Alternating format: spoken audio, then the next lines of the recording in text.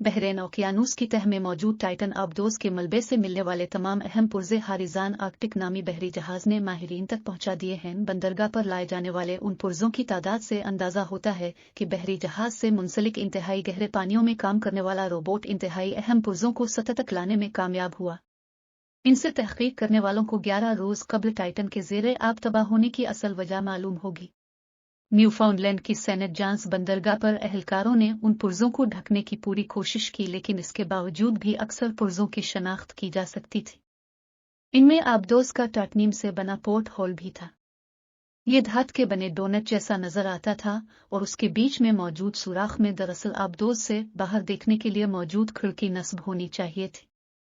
इसके अलावा बंदरगाह पर लाए जाने वाले पुर्जों में टाटनीम के रिंग्स भी मौजूद हैं।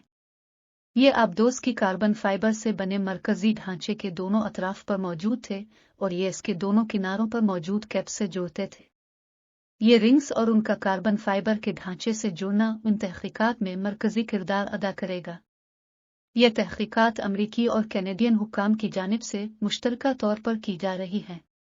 बरतानिया की साउथहैम्पटन यूनिवर्सिटी में मुरीन एटनॉमी के प्रोफेसर ब्लेयर थॉर्नटन ने बीबीसी को बताया कि मेरे नज़दीक जो सबसे अहम पुर्जे हैं जिन पर तवज्जो ज़रूरी है वो खिड़की और टाइनीम के पार्ट होल के दरमियान आबदोस के दोनों किनारे और वो हिस्सा भी जहां कार्बन फाइबर से ये रिंग्स जुड़ते हैं। अब देख सकते हैं कि ये दोनों पुर्जे मिल गए हैं और इन तहकीकात में पेशरफ्त के लिए कम अज़ कम हम इसी की उम्मीद कर सकते थे। इन पुर्जों के अलावा भी ट्रिक्स पर मलबे के कई लिफाफे लादे गए। अगर उनकी मौजूदगी की तस्दीक हो जाती है तो तफ्तीश करने वालों को इसका मुआयना करने के बाद ये जांचना होगा कि क्या ऐसे सबूत मौजूद हैं कि कार्बन की तहें अलहदा हो रही थी, खास तौर पर इस जगह पर जहां रिंग्स और कार्बन फाइबर जुड़ते हैं।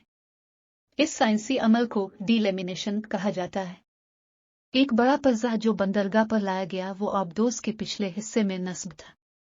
जब आबदोस पानी में जा रही थी तो इस पर एक खोल चढ़ा हुआ था। अब ये खुले हुए पिंजरे की तरह था। एक बड़ा पर्जा जो बंदरगाह पर लाया गया वो आबदोस के पिछले हिस्से में नस्ब था। जब आबदोस पानी में जा रही थी तो इस पर एक खोल चढ़ा हुआ था। अब ये खुले हुए पिंजरे की तरह था। तस्वीर से वाज़ेह है कि उसे इस दौरान बहुत ज्यादा नुकसान का सामना करना पड़ा और ये आबदोस से टूटकर अलहदा हो गया। अगर आप गौर से देखें तो आपको एक डंडा नजर आएगा जो बाहर की जानिब निकला हुआ है। यह दरअसल एक एंटीना है जो आमतौर पर अलीडेम सैटेलाइट फोन नेटवर्क के साथ मुंसलिक होता। ये एंटीना खुद ब खुद काम करने लगते हैं और क्योंकि टाइटन के ज़ेरे आब जाने के बाद से सिस्टम को इस हवाले से कोई पैगाम नहीं मिला था तो ये इसे रेस्क्यू करने के दौरान एक अहम इशारा था कि ये आबदोस कभी पानी की सतह पर आई ही नहीं।